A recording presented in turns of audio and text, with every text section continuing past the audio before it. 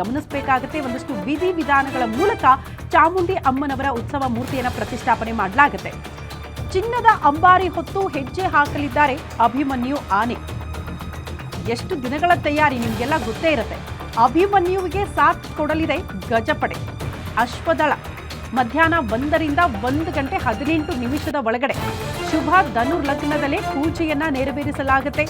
ಅರಮನೆ ಬಲರಾಮ ದ್ವಾರದಲ್ಲಿನ ನಂದಿ ಧ್ವಜಕ್ಕೆ ಪೂಜೆಯನ್ನ ನೆರವೇರಿಸಲಾಗುತ್ತೆ. ಜಂಬೂ ಸವಾರಿಗೆ ಚಾಲನೆ ನೀಡ್ತಾರೆ ನಮ್ಮ ರಾಜ್ಯದ ಮುಖ್ಯಮಂತ್ರಿಗಳು ಸಿದ್ದರಾಮಯ್ಯನವರು. ಅದು ವಾಡಿಕೆ, ಅವರೇ ಚಾಲನೆ ಕೊಡಬೇಕು.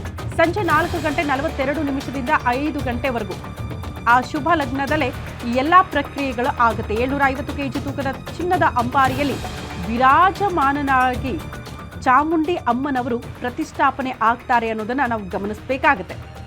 ಗಜಪಡೆಗೆ ಎಲ್ಲ ರೀತಿಯ ಸಿದ್ಧತೆಗಳು. ಪ್ರಮುಖವಾಗಿ ಅಭಿಮನ್ಯು 750 ಕೆಜಿ ಚಿನ್ನದ ಅಂಬಾರಿ ಹೊತ್ತು ರಾಜ ಗಾಂಭೀರ್ಯದಿಂದ ಮುಂದೆ ಸಾಗುತ್ತೆ. ಜೊತೆಗೆ ಅದರ ಹಿಂದೆ ಉಳಿದ ಆನೆಗಳು ಅಂದರೆ ಆ ಗಜಪಡೆ ಅಭಿಮನ್ಯುವಿಗೆ ಸಾಥ್ ಕೊಡಲಿದೆ. ಪ್ರಮುಖವಾಗಿ 6ನೇ ಬಾರಿ ಅಭಿಮನ್ಯು ಚಿನ್ನದ ಅಂಬಾರಿ ಹೊತ್ತು ಚಾಮುಂಡಿಯ ಅಮ್ಮನವರ ಉತ್ಸವ ಮೂರ್ತಿ ಹೊತ್ತು ಸಾಗಲಿದೆ. ಹಾಗಾಗಿ ಎಲ್ಲ ರೀತಿಯ ಸಿದ್ಧತೆಗಳು. ಪ್ರಮುಖವಾಗಿ ಚಿನ್ನದ ಅಂಬಾರಿಯನ್ನ ಕಟ್ಟುವ ಹೊತ್ತಲ್ಲಿ, ಚಾಮುಂಡಿ ಅಮ್ಮನವರ ಉತ್ಸವ ಮೂರ್ತಿ ಪ್ರತಿಷ್ಠಾಪನೆಯ ಹೊತ್ತಲ್ಲಿ ಒಂದಷ್ಟು ವಿಧಿವಿಧಾನಗಳನ್ನು ಫಾಲೋ ಮಾಡಬೇಕಾಗತ್ತೆ, ಮಾಡ್ತಾರೆ ಕೂಡ. ಅದರ ಜೊತೆಗೆ ಬಹಳ ಆಕರ್ಷಣೆ ಅಂದರೆ ಈ ಅಂಬಾರಿಗಳೇ, ಅಂದರೆ ಗಜಪಡೆನೆ. ಪ್ರಮುಖವಾಗಿ ಅಷ್ಟು ಅಲಂಕಾರ ಮಾಡಲಾಗುತ್ತೆ.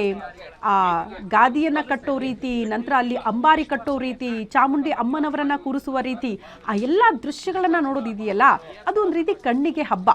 ಹಾಗಾಗಿ ಆ ದೃಶ್ಯಗಳನ್ನು ನೋಡೋದಕ್ಕೆ ಕಾತ್ರದಿಂದ ಜನ ಕಾಯೋದು. ಇವತ್ತು ಮಧ್ಯಾಹ್ನಕ್ಕೆ ಜಂಬೂ ಸವಾರಿ ಆರಂಭ ಆಗುತ್ತೆ ಅಧಿಕೃತವಾಗಿ. ಅದಕ್ಕೆ ಬೇಕಾಗಿರುವ ಕೊನೆಯ ಹಂತದ ಸಿದ್ಧತೆ ಭದ್ರತೆಗಳು ಆಗ್ತಾ ಇದೆ ಅನ್ನೋದ್ರ ಡೀಟೇಲ್ಸ್ ಸದ್ಯ ಸಿಗ್ತಾ ಇದೆ.